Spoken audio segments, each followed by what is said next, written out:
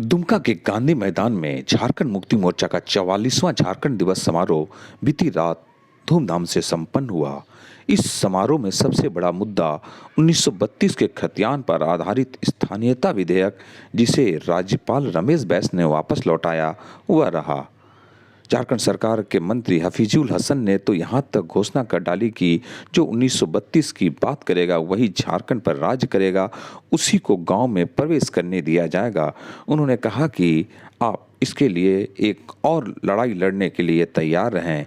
इधर विधायक बसंत सोरेन ने कहा कि इसके लिए हम दिल्ली जाएंगे। विधायक सीता सोरेन और नलिन सोरेन ने भी इसे हर हाल में लागू करने की बात कही, जबकि राजमहल सांसद विजय हांसदा ने कहा कि हेमंत सरकार की लोकप्रियता देख केंद्र सरकार ने ईडी और सीबीआई को उनके पीछे लगा दिया है। 1932 खतियान का जो बात करेगा वही झारखंड में राज करेगा, यही नारा लेकर के हम लोग को चलना होगा, यही नारा लेकर के हम लोग को चलना होगा।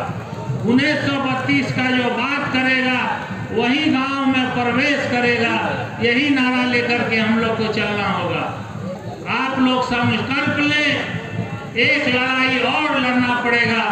एक लड़ाई गुरुजी ने लड़े, गुरुजी लड़े और झारखंड अलग हुआ।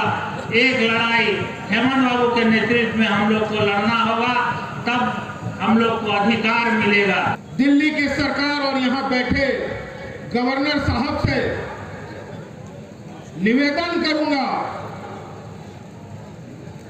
कि इतनी उम्मीद और इतने आशा के साथ, इतनी श्रद्धा के साथ जो यहाँ लोग आए हैं, उनको एक झलक देखने का काम कीजिए। और जो हमारी मांगे हैं 1932 और सरना कोड को जल्द से जल्द यहाँ लागू करने का काम कीजिए, अन्यथा हम दिल्ली जाएंगे और दिल्ली में इसी तरह से जाकर के अपना हक और अधिकार मांग के दिखाएंगे। जो भी कानून बना रहे हैं उसको वापस लौटाया जा रहा है। 1932 के लिए हम लोग संघर्ष किए और आज जो विधानसभा के द्वारा 1932 को पास किया गया तो उसमें कई त्रुटियां उन लोगों के द्वारा देखी गई कि क्या देखी गई, उनको लौटाने का काम किया। तो हम लोग शांत नहीं रहने वाले, इसको फिर भेजेंगे। हम लोग दिल्ली भी जाएंगे, संघर्ष करने के लिए तैयार हैं। अभी भी माननीय हेमंत सोरेन का दृढ़ संकल्प है और यहाँ के जितने भी हैं या क्षेत्र के जो भी हैं, सबकी इच्छा है।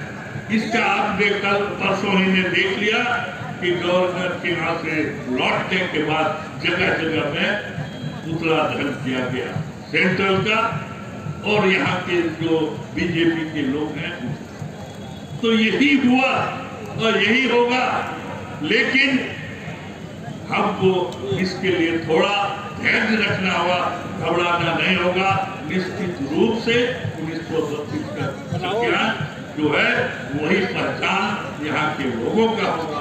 लगातार बढ़ते देख बीजेपी ने ईडी और सीबीआई का प्रयोग, इनकम टैक्स का प्रयोग करना आरंभ किया।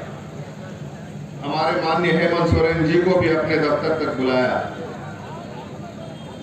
लेकिन बड़ा छोटा सा सवाल है कि अगर 22 साल में 19 साल बीजेपी राज किए तो 2 साल कोरोना बीतने के बाद 1 साल में सारा लूटपाट जो है हमारी सरकार ने कर लिया। अजब बेवकूफ बनाने का प्रयास है।